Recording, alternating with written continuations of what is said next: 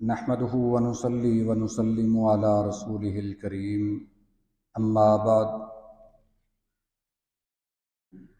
سیدنا حارث بن مالک رضی اللہ تعالی عنہ بیان کرتے ہیں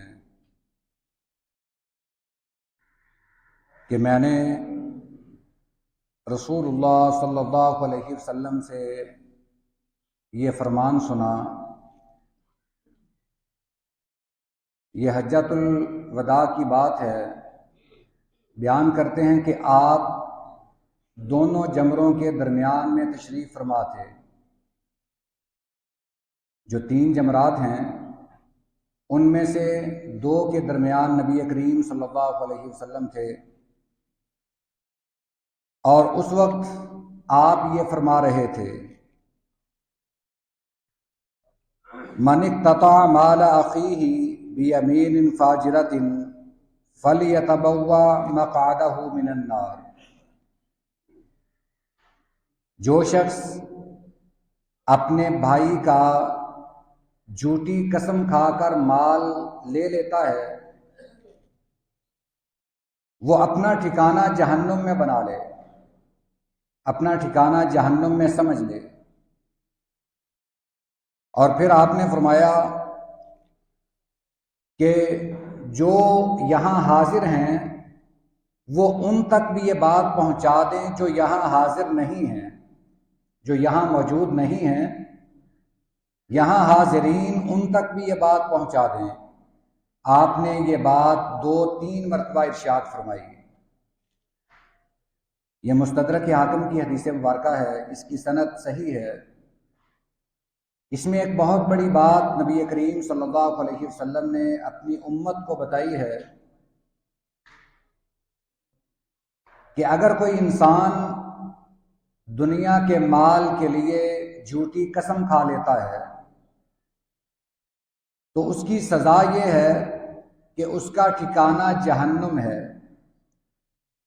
ایک دوسری روایت میں یہ الفاظ ہیں بیتن فی النار، یعنی وہ اپنا ٹھکانہ، اپنا گھر جہنم میں بنا لے، جہنم میں سمجھ لے۔ ظاہراً تو یہ معمولی سی بات لگتی ہوگی کہ مال ہے، اگر لے لیا تو اس میں کیا حرج ہے، مال پہ قسم کھا لی اور اس مال پر قبضہ کر لیا۔ مال اخی سے دونوں مطلب ہیں۔ ایک مطلب تو یہ ہے کہ اپنے سگے بھائی کا مال لے لینا، آج کل یہ بھی چلتا ہے، سگا بھائی اپنے سگے بھائی کا حق مار لیتا ہے اور اس کی جائیداد پر قبضہ کرنے کے لیے قسم بھی کھا لیتا ہے۔ قسم اس طرح بھی کھا لی جاتی ہے کہ میرے باپ نے، میں قسم کھاتا ہوں کہ میرے باپ نے یہ کہا تھا کہ یہ جگہ بھی تمہاری ہے، یہ دکان بھی تمہاری ہے، یہ مال بھی تمہارا ہے، یعنی باپ کے نام پر قسم کھا لی کہ میرے باپ نے یوں کہا تھا۔ اب وہ اس قسم سے ایک گھر لے لے گا، ایک دکان لے لے گا، کچھ مال لے لے گا، مگر آخر 2, 4, 10, 20 سال تک وہ یہی دنیا میں رہ جائے گا۔ ایک وقت آنے والا ہے جو ہمیشہ کی زندگی شروع ہونے والی ہے۔ آپ نے فرمایا کہ اس کا ٹھکانہ آخرت کی زندگی میں جہنم ہے، اس کا گھر جہنم میں ہے۔ اور آپ نے یہ فرمایا فَلْيَتَبَوَّأْ، وہ تلاش کر لے، وہ ڈھونڈ لے، یعنی اپنا ٹھکانہ دوزخ میں دیکھ لے۔ یہ ایک خبر ہم نے پڑھی تھی کہ 2 بھائی ایک جگہ پر ایک دوسرے سے جھگڑ پڑے اور دونوں نے ایک دوسرے کو قتل کر دیا۔ ان دونوں کے باپ نے جو جس جگہ سے وہ لڑ رہے تھے وہیں پر ان دونوں کی قبریں بنا دی۔ آج بھی ان کی کبھی کبھار تصویر سوشل میڈیا پہ آ جاتی ہے کہ یہ وہ 2 بھائی ہیں جو اس زمین کے لیے لڑ رہے تھے۔ زمین تو وہیں کی وہیں ہے مگر اب وہ اس دنیا میں نہیں ہے۔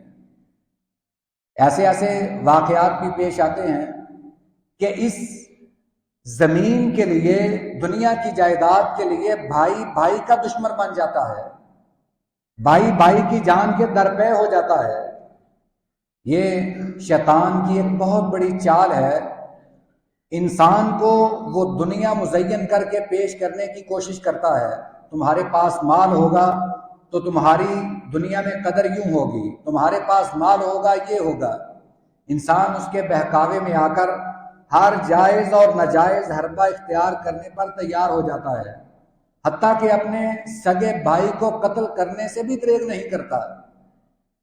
یہ دنیا تو گزر جائے گی، مگر آپ نے جو فرمایا کہ وہ اپنا ٹھکانہ جہنم میں بنا لے، یہ بہت بڑی بات ہے۔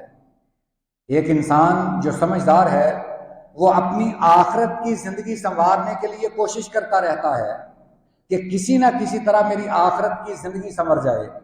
وہ ایسے شیطان کے کسی بھی بہکاوے میں نہیں آتا جس سے اس کی آخرت تباہ ہو۔ اللہ تعالی ہمیں بھی یہ سمجھ نصیب فرمائے۔ وآخر دعوانا ان الحمد للہ رب العالمین۔